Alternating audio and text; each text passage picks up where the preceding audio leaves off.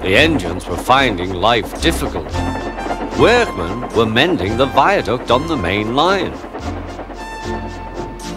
The arches needed strengthening. The Fat Controller did not want to close the railway while the work was done, and so repairs took a long time.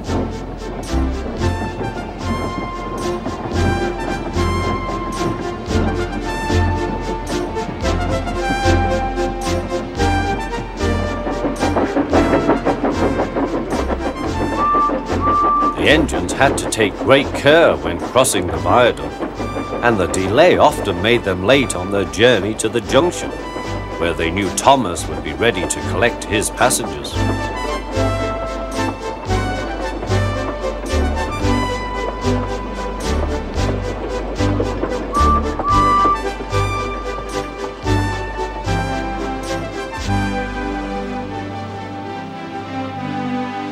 Thomas grew crosser and crosser. "Time's time," he grumbled. "Why should I keep my passengers waiting while Henry and James dawdle about all day on viaducts?" "Don't blame me," snorted Henry. "If we hurried across the viaduct, it might collapse, and then you'd have no passengers at all. What would you do then?" "Run my train on time for one thing," retorted Thomas. He hurried away before Henry could answer. Bertie was impatient too. He was timed to arrive just after Thomas.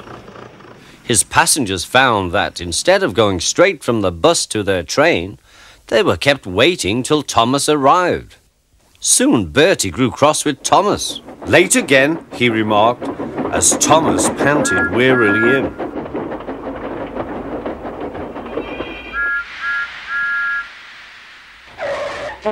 "We may be friends, but I thought you could go fast, Thomas.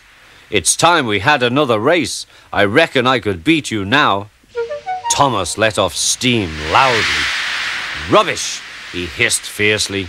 "It's those mainline engines. They dither about on their viaduct and then blame the Fat Controller's workmen. It's just an excuse for laziness, if you ask me."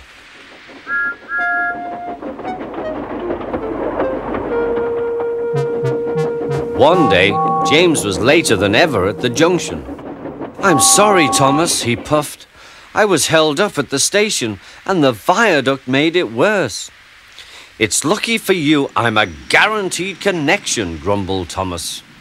Before James could answer, he puffed importantly away. Come along," he panted to the coaches. Annie and Clarabel did their best, but Thomas soon found that he couldn't save much time. Suddenly, Thomas saw Bertie ahead. His radiator was steaming. "What's the matter?" asked Thomas. "You should be at the station by now. You're late." "I feel dreadful," moaned Bertie. "All upset inside, and driver says he can't make me better." "Thank goodness you're late too. Can you take my passengers, please? They'll never get home otherwise." "Of course," agreed Thomas.